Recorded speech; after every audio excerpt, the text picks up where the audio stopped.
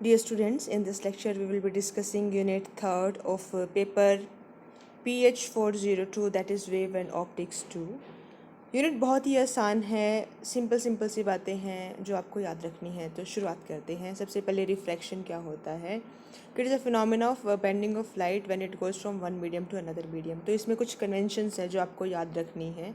तो first of all कि all the distance are measured from the origin of coordinate system.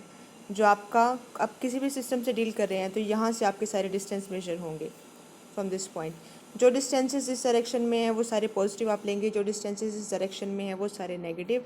जो axis से ऊपर डिस्टेंस आप मेजर करेंगे those must be positive and according to sign convention the distances that you will be measuring below the axis that has to be negative. तो जो आपका sign convention है उसकी बात हमने कर ली। Next is coordinates of paraxial rays. Paraxial rays क्या है कि rays which passes through the axis of system and these rays remain confined to single plane. कि जो रेज एक ही प्लेन में कन्फाइन हो कि ड्यूरिंग द पासेज वो अपना प्लेन चेंज ना करे, those kind of rays are called paraxial rays. तो जो भी आप इस यूनिट में डिस्कशन करेंगे उसमें पैरेक्सियल अप्रोक्सीमेशन का आप यूज़ करेंगे, मतलब सारी की सारी प्लेन थ्रू आउट टाइम एक ही प्लेन में प्रोपेगेट कर रही है ऐसा आप कंसिडर कर रहे हैं। ठीक है, तो उसके बाद बात आई कि आप किस तरीके से मैट्रिक्स जो मेथड है उससे कैसे डील करेंगे ऑप्टिक्स में।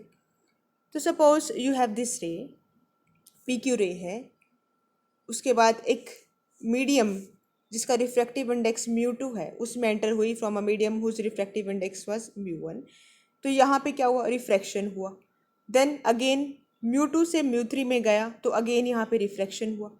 ठीक है, तो आपको क्या बताना है, आपको इस तरह की सिचुएशन को मैट्रिक्स मेथड किस तरीके से डील करता है वो चीज़ बतानी है। तो उसके लिए आप क्या करेंगे, सबसे पहले आप पी क्यू के ऊपर कंसंट्रेट करेंगे। पी क्यू क्या है, एक रे है जो कि जो μ1 रिफ्रैक्टिव इंडेक्स के मीडियम में प्रोपेगेट कर रही है। तो पी क्यू रे को आप दो कोऑर्डिनेट से डिफाइन कर सकते हैं। पहला कोऑर्डिनेट है y1। y1 क्या है, किसी भी पॉइंट ए का, कोई पॉइंट आप ए ले रहे हैं ऑन द रे पी क्यू, इस पॉइंट ए का इस एक्सिस से जो आपके रेफरेंस एक्सिस है उससे कितना डिस्टेंस है, दैट इज़ योर y1। तो पहला कोऑर्डिनेट है आपका y1। दूसरा कोऑर्डिनेट आप डिफाइन कर रहे हैं, दूसरे कोऑर्डिनेट का नाम है लैम्डा। लैम्डा की का नाम, what is lambda, it is optical directional cosine. Lambda हमने एक नई टर्म डिफाइन करी है, एक नया कोऑर्डिनेट डिफाइन करा है, नाम है ऑप्टिकल डायरेक्शनल कोसाइन। और वैल्यू क्या होती है, म्यू कोस 90 माइनस एल्फा, जहाँ पे 90 माइनस एल्फा क्या है 90। सपोज दिस एंगल इज, जो यहाँ पे अल्फा 1 आपने कह रखा है, सपोज फॉर टाइमिंग जनरली हम इसको अल्फा बोल देते हैं, इन जनरल सेंस लेट से इट्स सम एंगल अल्फा। तो 90 minus alpha is this angle, right. तो आपका जो सेकंड कोऑर्डिनेट है lambda, that is nothing but mu cos 90 minus alpha, और उसको आप लिख सकते हैं म्यू साइन अल्फा। लेकिन पैरेक्सियल रेस के लिए जो ये अल्फा एंगल है, अल्फा एंगल क्या है कि जो ये रे इस रेफरेंस एक्सिस के साथ बना रही है angle, that is your alpha angle, that is very small. For small angles of alpha sine alpha is alpha, that means your second coordinate lambda that is nothing but mu alpha. जो second coordinate है optical directional cosine coordinate आपकी रे का, वो mu alpha है। तो किसी भी रे को मैट्रिक्स मेथड में आप दो कोऑर्डिनेट से रिप्रेजेंट कर सकते हैं। पहला उस रे का डिस्टेंस रेफरेंस लाइन से, दूसरा एक आपका पैरामीटर लैम्डा जिसकी वैल्यू होती है म्यू अल्फा। ठीक है, तो ये दो बातें आपको ध्यान रखनी है। तो जो आपका पी क्यू है उसको आप लिखेंगे y1 μ1 अल्फा 1। ओके, जो आपका क्यू आर रे है, अब देखिए इस टेबल को देखिए आप, जो आपका क्यू आर रे है इसका जो पॉइंट क्यू है, you just look at this point, point Q को देखें। पॉइंट क्यू अगर मैं फर्स्ट मीडियम जिसका रिफ्रैक्टिव इंडेक्स μ1 है उसमें लेती हूँ तो पॉइंट क्यू की वैल्यू क्या आएगी according to first medium, that would be your y2। First coordinate no doubt y2 ही है। लेकिन जो आपका सेकंड पैरामीटर है वो फर्स्ट मीडियम से आएगा। फर्स्ट मीडियम के लिए जो आपका लैम्डा पैरामीटर है वो क्या हुआ, μ1 अल्फा 1। पॉइंट क्यू का ही जो आपका, अगर मैं पॉइंट क्यू को देखूँ अब फ्रॉम मीडियम μ2, तो इसका जो फर्स्ट कोऑर्डिनेट है वो तो अगेन y2 है, कि इसका जो क्यू का पोजीशन है फ्रॉम दिस एक्सिस वो डिस्टेंस y2 ही है। लेकिन सेकंड कोऑर्डिनेट सेकंड मीडियम के अकॉर्डिंग चेंज हो जाएगा, क्या होगा वो, that would be your alpha two into mu two. इसी तरीके से पॉइंट आर के दो कोऑर्डिनेट है, एक कोऑर्डिनेट डिसाइड करेगा मीडियम म्यू टू, दूसरा कोऑर्डिनेट डिसाइड करेगा medium mu three. Point R का coordinate according to your medium mu two that would be your Y three into Y three comma दूसरा coordinate क्या है alpha two and mu two. Okay, जो आपका point R है उसका coordinate according to mu three medium that would be your first Y three, first coordinate is Y three, second coordinate is your alpha three mu three. और जो point S है, suppose ये R S line पे जो point B है ये सारा का सारा एक ही मीडियम में लाई कर रहा है, मतलब ये किसी इंटरफेस पे नहीं है। पॉइंट क्यू और पॉइंट आर इंटरफेस पे हैं, तो इसलिए आप इसके दो कोऑर्डिनेट डिसाइड करेंगे, एक इस डायरेक्शन से एक इस डायरेक्शन से, मतलब एक पहले मीडियम से दूसरा मीडियम से। जो भी इंटरफेस पे पॉइंट आ रहे हैं उसके कोऑर्डिनेट आप दोनों मीडियम से लिखेंगे, लेकिन जो पॉइंट किसी इंटरफेस पे नहीं है, जो किसी एक मीडियम के विद इन ही लाई कर रहा है, आप उसका कोऑर्डिनेट लिखेंगे उसी मीडियम के अकॉर्डिंग। तो इस तरीके से जो आपका बी पॉइंट है उसका कोऑर्डिनेट क्या हुआ, that would be your y four, दूसरा कोऑर्डिनेट क्या है lambda, y four alpha three. तो इस तरीके से y four not y four alpha three but mu three alpha three, जो लैम्डा इज म्यू अल्फा ना, तो वहाँ से आपका म्यू थ्री अल्फा थ्री। तो इस तरीके से आप कोऑर्डिनेट्स लिख सकते हैं डिफरेंट मीडियम्स में। तो ये जो चीज़ है कि मतलब how we write coordinates for any system in any medium, this is very important, this is very basic, मतलब this is something that you have to understand before moving to next articles. Next करते हैं बात translation and reflection की। Translation क्या है कि अगर आपका रे एक ही मीडियम में ट्रैवल कर रहा है तो उस तरह की मोशन को कहते हैं ट्रांसलेशनल मोशन। रिफ्लेक्शन क्या है, रिफ्लेक्शन मतलब अगर आपका अगर आपका रे एक मीडियम से दूसरे मीडियम में जा रहा है तो आपका रिफ्लेक्शन होता है।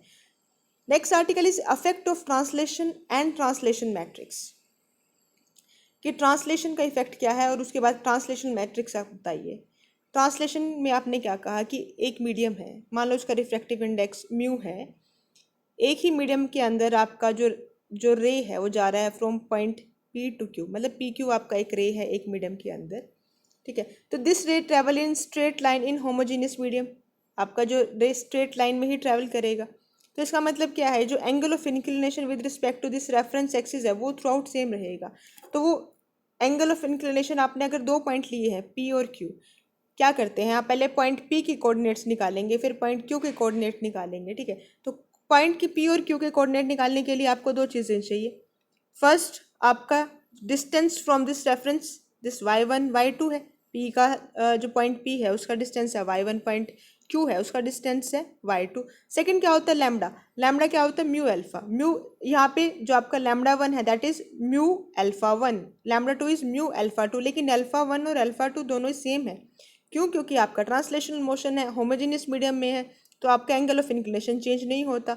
तो इस तरीके से आप चीज़ों को रीअरेंज कर सकते हैं। तो हमारा मेन एम है कोऑर्डिनेट्स निकालना। कौन से कोऑर्डिनेट्स निकालना, जो आपका पॉइंट क्यू है उसके कोऑर्डिनेट्स को हम पॉइंट पी के कोऑर्डिनेट्स के फॉर्म में लिखना चाहते हैं। तो आपका जो वाई टू है, y two is nothing but your y one plus this Q N, और क्यू एन क्या है, if this separation between point P and Q, जो आपका पॉइंट पी और क्यू में जो रेफरेंस लाइन में सेपरेशन है अगर वो डी है, तो आपका जो क्यू एन है फ्रॉम दिस ट्राइंगल, आप वो ज्योमेट्री का यूज़ करें तो आप from this angle you will get your Q N that is equal to D alpha, ठीक है। डी अल्फा वन आपने यहाँ पे यूज़ कर लिया, या फिर डी अल्फा कहें डी अल्फा वन कहें, that is all up to you, लेकिन फॉर टाइम बिंग हम इसको डी अल्फा वन कह रहे हैं, ठीक है। तो आपने y2 लिख दिया, y2 is equal to y one plus D alpha one, y two को लिख दिया in form of coordinates of your first point p। लेकिन हमें ये चाहिए y1 और लैम्डा वन की फॉर्म में। अल्फा वन हम डिफाइन नहीं करते हैं, हम दो कोऑर्डिनेट डिफाइन करते हैं, एक y एक दूसरा लैम्डा है। तो y तो इधर हमें दिख रहा है, हमें यहाँ पे लैम्डा लेके आना है अल्फा वन की जगह, तो हम क्या रीअरेंजमेंट कर सकते हैं, दैट वी हैव टू सी। तो ये आपकी क्वेश्चन नंबर फर्स्ट हुई इस आर्टिकल की। उसके बाद क्या है कि लैम्डा वन क्या होता है, mu alpha one, lambda two क्या होता है, mu alpha two, by definition ये होता है, बट जो आपके एंगल ऑफ इंक्लिनेशन है वो सेम है। इसका मतलब क्या हुआ, alpha one equal to alpha two, sorry not alpha one, lambda one equal to lambda two, alpha one equal to alpha two तो है ही है, बट अब लैम्डा वन और लैम्डा टू भी एक दूसरे के इक्वल है।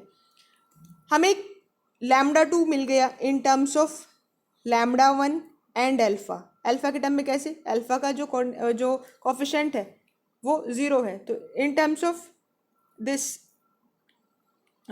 Sorry in terms of y1 का कोफिशिएंट क्या है, हमें λ2 मिल गया इन terms of coordinates of point P। λ2 क्या है, आउटपुट का है। पॉइंट P के जो कोऑर्डिनेट हैं, जो इनपुट कोऑर्डिनेट्स हैं, वो क्या है, y1 λ1। हमने λ2 को लिख दिया इन टर्म्स ऑफ y1 एंड λ1। इसी तरीके से अब हमें क्या लिखना है, y2 को लिखना है इन टर्म्स ऑफ λ1 एंड y1। तो उस चीज़ के लिए आप ये कर रहे हैं। y2 को आपने इन टर्म्स ऑफ y1 एंड α1 तो लिख दिया था, लेकिन हमें वहाँ पे α1 की जगह λ1 चाहिए। तो उसके लिए आपने क्या किया, ये जो α1 वाली टर्म थी उसमें सेकंड पार्ट को म्यू से मल्टीप्लाई और डिवाइड किया। यहाँ से आपको y2 मिल गया इन टर्म्स ऑफ λ1 एंड y1। तो आपने जो पॉइंट Q के कोऑर्डिनेट्स हैं λ2 y2, उनको लिख लिया इन terms of coordinates of point P। In articles में आप क्या करते हैं, आउटपुट कोऑर्डिनेट्स को लिखते हैं in terms of input coordinate. Simple सी एक्सरसाइज है और कुछ नहीं है इसमें। तो इनको आप इन फॉर्म ऑफ मैट्रिक्स कैसे लिख सकते हैं, λ2 y2 equal to 1 0 d by mu 1। या आप इन इक्वेशंस को मैट्रिक्स फॉर्म में लिख सकते हैं। This is as simple as it. Okay, उसके बाद जो ये मैट्रिक्स बनी, जो matrix that you get after it is called translation matrix, और जो इसका डिटर्मिनेंट है वो 1 होता है। और जो λ2 y2 आउटपुट मैट्रिक्स है, λ1 y1 इनपुट मैट्रिक्स है। तो आप बेसिकली क्या कर रहे हैं, ट्रांसलेशनल मोशन के लिए एक ट्रांसलेशनल मैट्रिक्स लिख रहे हैं, जिसमें आप कनेक्ट कर रहे हैं आउटपुट मैट्रिक्स को इनपुट मैट्रिक्स के साथ। तो आपको जो ये है, ये बात ध्यान रखनी है। This is the general result of this article. Second हम बात करते हैं रिफ्रैक्शन की, और रिफ्रैक्शन मैट्रिक्स को लिखेंगे अब हम। रिफ्रैक्शन क्या है कि when your ray travel from one medium to another it change its path. Okay, तो आपने कहा कि मान लो कि this is your incident angle and this is angle of refraction. तो और उसके बाद क्या है, α1 α2 अगेन आपने डिफाइन किया है। α1 क्या है, जो इंसिडेंट रे है PQ, वो रेफरेंस एक्सिस के साथ कितना एंगल बना रही है, α1। जो आपकी रिफ्रैक्टेड रे है QS, वो रेफरेंस एक्सिस के साथ एंगल बना रही है α2। और जो थीटा है, थीटा क्या है, आपका जो रेफरेंस एक्सिस है, दिस एक्सिस, ये एक्सिस नॉर्मल के साथ कितना एंगल बना रही है, थीटा है। तो ये 3 एंगल्स हैं जो आपको ध्यान रखने हैं। कि सबसे पहले इसके जो स्नेल्स लॉ के एंगल्स हैं, जो रिफ्रैक्शन की लॉ के अकॉर्डिंग आए, वो सेकंड α1 α2, और थर्ड जो एंगल थीटा है आपका। ये 3 चीज़ें हैं जो आपने याद रखनी है। उसके बाद आप शुरुआत करते हैं। स्नेल लॉ क्या कहती है, sin i by sin r equal to μ2 by μ1। लेकिन हम बात कर रहे हैं पैरेक्सियल रेस के लिए, जिसके लिए एंगल्स बहुत स्मॉल होते हैं। तो आप अप्रोक्सीमेशन लगा सकते हैं कि sin i equal to I, sin r equal to r। इस चीज़ का यूज़ करते हुए आप इक्वेशन इस पे आ गए कि i μ1 इक्वल टू r μ2। लेकिन आई क्या है, अगर आप डायग्राम से देखें, आई क्या है, α1 प्लस थीटा, और आर क्या है, α2 प्लस थीटा। देखिए डायग्राम में देखिए, your I is nothing but α1 plus theta, R is α2 plus theta. इन दोनों का आप सम करें, और यहाँ से आपके पास क्या आया, यू हैव दिस। उसके बाद थीटा और आपने y1 में रिलेशन निकाला, theta is equal to tangent of theta equal to y1 by R. From this tangent of theta is equal to y1 by R. तो इससे आपके पास क्या आएगा, आपके पास रिलेशन आएगा थीटा और y1 में। ओके, तो यहाँ पे इस रिलेशन की हमें, मतलब we need this relation in further steps. तो देखिए आपके पास ये रिलेशन आया था, आई μ1 इक्वल टू आर μ2। आप आई और आर की वैल्यू पुट करें इन टर्म्स ऑफ अल्फाज एंड थीटा, तो वो आपने ऊपर निकाली थी, उसको जस्ट आप पुट करें। यहाँ से आपके पास क्या आया, from here you get this λ2 equal to λ1 minus P y1। ये p क्या चीज़ है, p इसको आपने बोला है μ2 माइनस μ1 बाई आर की जो टर्म आई है, यू कॉल्ड इट p। ये क्या, this is the power of refracting surface. ठीक है, तो इसकी जगह आपने एक नया टर्म, एक नया पैरामीटर p इंट्रोड्यूस कर दिया। तो आपने इक्वेशन नंबर 5.30 में क्या किया, in equation number 5.30 you have made a relation between जो आपका आउटपुट कोऑर्डिनेट का एक पैरामीटर था λ2, उसको आपने लिंक किया है इनपुट कोऑर्डिनेट्स के पैरामीटर से। इनपुट के कौन कौन से थे, λ1 y1। तो आपने λ2 को तो लिंक कर लिया इनपुट से, दूसरा कोऑर्डिनेट बचा आपका y2। अब आपको y2 को भी लिंक करना है इनपुट कोऑर्डिनेट्स के पैरामीटर लैम्डा 1 और y1 से। तो उसके लिए आपने कहा कि जो आपका रिफ्लेक्शन है उसमें जो आपका ये हाइट है वो सेम रहता है, मतलब यहाँ पे आप यहाँ पे देखें जो आपका QM है, दिस सेपरेशन, ये इधर y1 is equal to y2, because of reflection ये चीज़ चेंज नहीं होती है, तो दैट इज सेम। तो आप use this thing to calculate your y2 is equal to y1 plus 0 into lambda 1। तो आपने y2 और लैम्डा 2 को दोनों को ही लिख लिया इन terms of the coordinates of input matrix that is lambda 1 and y1। तो यहाँ से आपको मिलेगा refraction matrix and the value of refraction matrix is 1 minus p 0 1।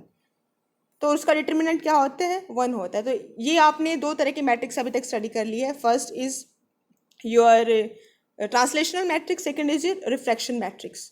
उसके बाद हम बात करते हैं position of the image plane and magnification by spherical refracting system. तो इसके लिए आपको दो बातें ध्यान रखनी है, पहला कन्वेंशन और दूसरा जो अभी तक आपने ट्रांसलेशनल मैट्रिक्स और जो रिफ्रैक्शन मैट्रिक्स है उसको स्टडी किया है, सिर्फ ये चीज़ें आपको ध्यान रखनी है। तो आपने मैग्निफिकेशन निकालना है किसी इमेज का, तो उसके लिए आपने कोई इमेज ली जो कि इस u डिस्टेंस से है, जिसका डिस्टेंस u है, और जो this is the object that you have taken, जो इसका इमेज बना वो v डिस्टेंस पे बना। यहाँ पे OP ट्रांसलेशनल मोशन कर रहा है, यहाँ पे फिर अगेन रिफ्लेक्शन हो रहा है, अगेन फिर यहाँ पे ट्रांसलेशनल मोशन हो रहा है। तो आपको इसमें दो ट्रांसलेशनल मैट्रिक्स और एक रिफ्लेक्शन मैट्रिक्स से डील करना पड़ेगा। कोऑर्डिनेट्स आपने डिफाइन कर लिए हैं, जो आपका O डैश है उसका कोऑर्डिनेट है लैम्डा 1 y1 जो आपका इनपुट है, और जो आपका लास्ट कोऑर्डिनेट है दैट इज योर दिस, जो आपका इमेज का कोऑर्डिनेट है that is lambda 2 y2। Point P और Q है, यहाँ पे पॉइंट P क्या है कि इस मीडियम में पॉइंट है जो रिफ्रैक्शन के जस्ट पहले का पॉइंट, और पॉइंट Q क्या है, रिफ्रैक्शन के जस्ट बाद का पॉइंट। तो ये सारे कोऑर्डिनेट्स आप लिखें। तो आपका सबसे पहले तो ये कि O डैश के कोऑर्डिनेट्स है लैम्डा 1 y1, P को आपने बोल दिया lambda dash y dash, Q को बोल दिया lambda double dash y double dash, और जो आपका नेक्स्ट है कि इमेज का जो कोऑर्डिनेट है that is your lambda 2 y2। Distance of object plane from the refracting surface, जो रिफ्रैक्टिंग सरफेस है इससे जो आपका ऑब्जेक्ट प्लेन है इसका जो डिस्टेंस है दैट इज u। इस साइड अगर आप मेजर कर रहे हैं तो साइन कन्वेंशन कहता है डिस्टेंसेज आप नेगेटिव लेंगे, इस डायरेक्शन में मेजर कर रहे हैं जो कि v है, इसमें आपके जो डिस्टेंसेज है वो पॉजिटिव होंगे अकॉर्डिंग टू साइन कन्वेंशन। तो आप O डैश P की सबसे पहले ट्रांसलेशनल मैट्रिक्स लिखिए। तो O डैश यूजिंग ट्रांसलेशन की यहाँ पे आपका आउटपुट क्या है, इस ट्रांसलेशनल के लिए कोऑर्डिनेट है यहाँ पे लैम्डा 1 y1, यहाँ पे कोऑर्डिनेट है लैम्डा डैश y डैश। तो ट्रांसलेशनल मैट्रिक्स का यूज़ करते हुए आप लैम्डा डैश y डैश को लिख सकते हैं equal to 1 0 minus mu by mu 1 अब ये क्या आया आपके पास, अगर ट्रांसलेशन मैट्रिक्स का जो आपने लास्ट आर्टिकल में कैलकुलेट किया था वो d बाई म्यू था। d क्या था, सेपरेशन था उन दो पॉइंट्स के बीच का जिसके बीच आप ट्रांसलेशनल वो देख रहे थे। तो ये सेपरेशन इस केस में क्या है, माइनस म्यू है। क्यों, क्योंकि आपने साइन कन्वेंशन यूज़ किया है कि जो रिफ्रैक्टिंग सरफेस है उससे आप मेजर कर रहे हैं, उससे इस डायरेक्शन में क्योंकि आप मेजर कर रहे हैं तो you have to take into consideration the negative sign.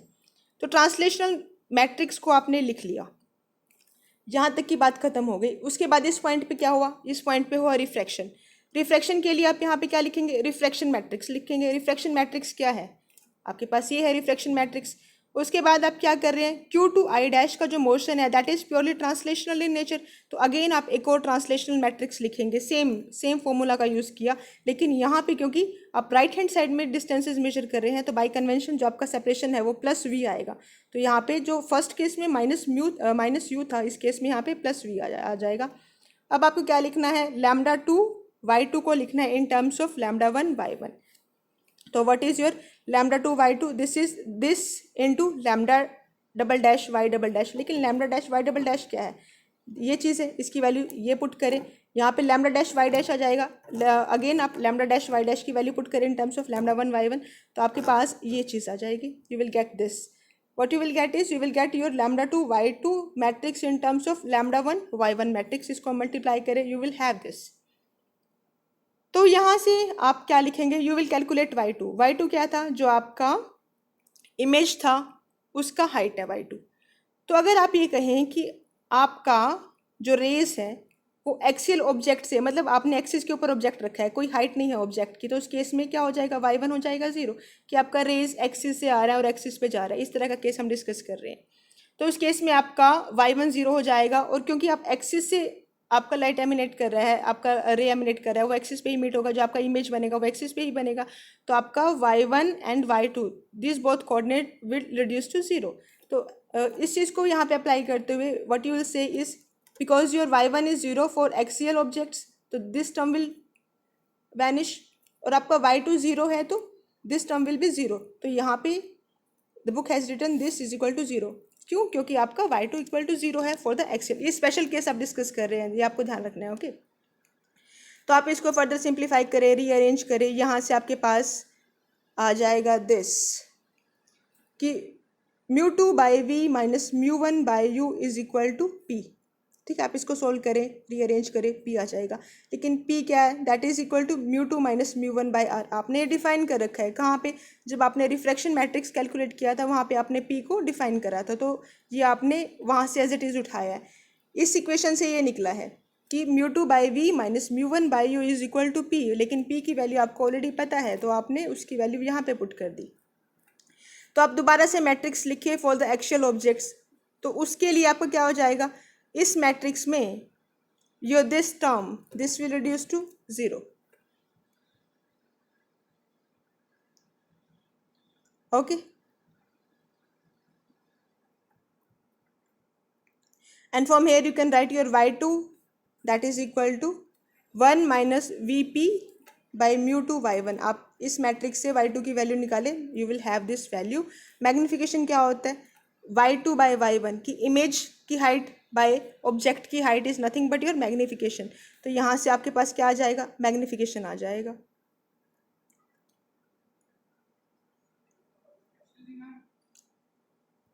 This is how you calculate magnification, और आप उसको दूसरी फॉर्म में भी इस तरीके से लिख सकते हैं, you can just check it.